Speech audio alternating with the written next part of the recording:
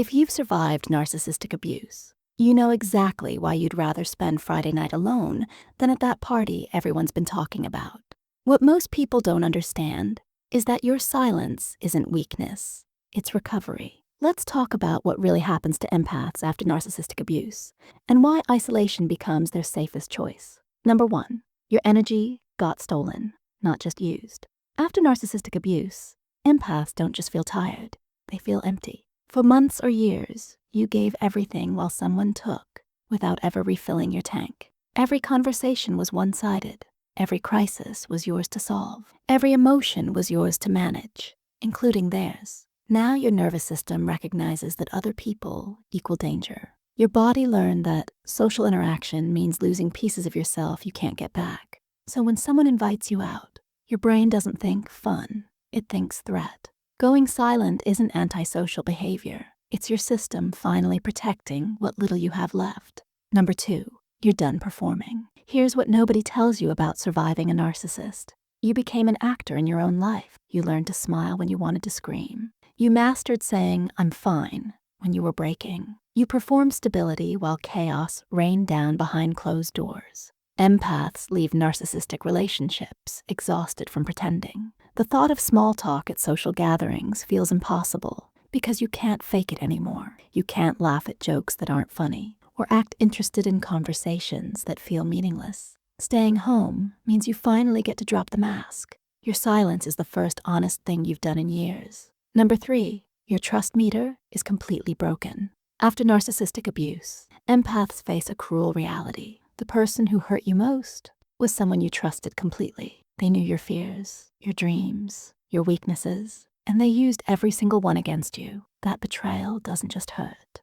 It rewires how you see everyone.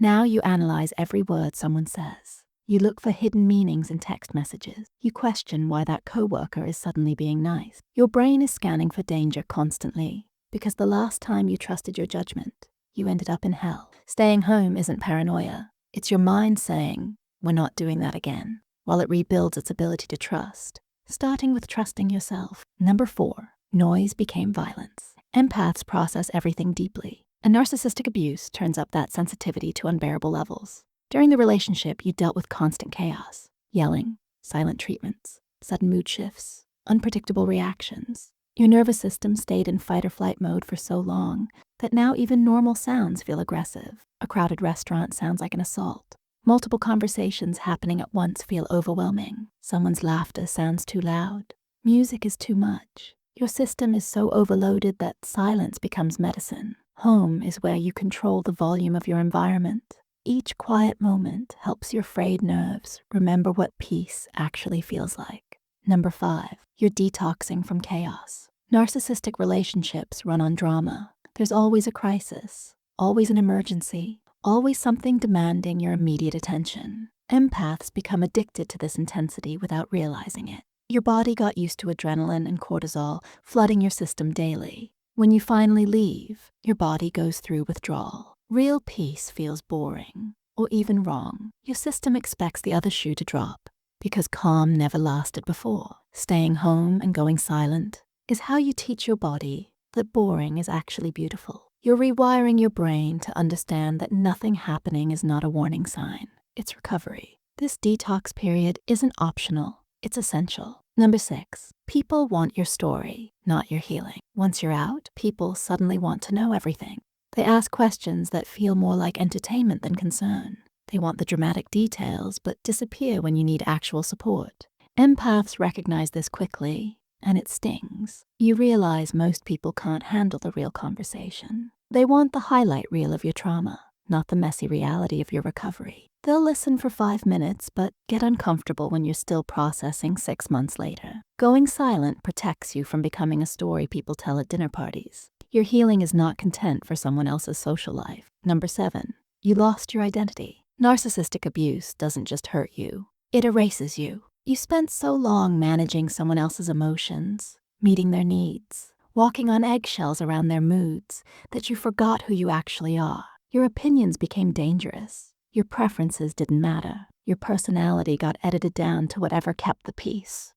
Now you're sitting in the silence trying to remember what you even like, What music did you enjoy before they mocked your taste? What hobbies did you have before they called them stupid? What friends did you have before they isolated you? Staying home isn't hiding. It's archaeology. You're digging through the rubble trying to find the parts of yourself that survived. This process can't happen at brunch. It happens in quiet moments when you're finally alone with your own thoughts. Number 8, your body remembers everything your mind tries to forget.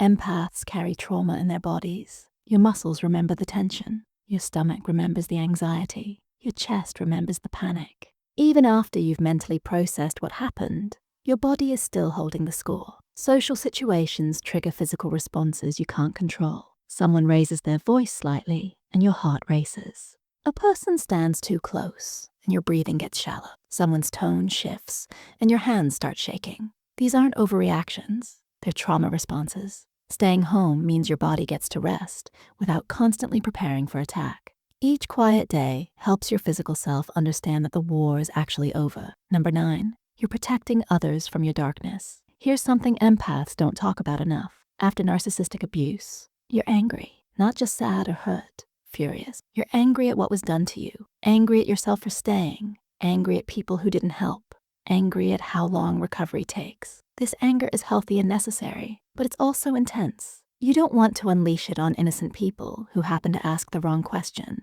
You don't want to snap at a friend who doesn't understand why you're not over it yet. Going silent protects the people you care about from the storm you're processing. You're not avoiding connection. You're waiting until you can connect without collateral damage. Number 10, silence is where you find your power. The most important thing people misunderstand about empaths going silent, it's not retreat, it's strategy. In that silence, you're learning to hear your own voice again. You're remembering that your feelings matter. You're practicing saying no without guilt. You're building boundaries that actually hold.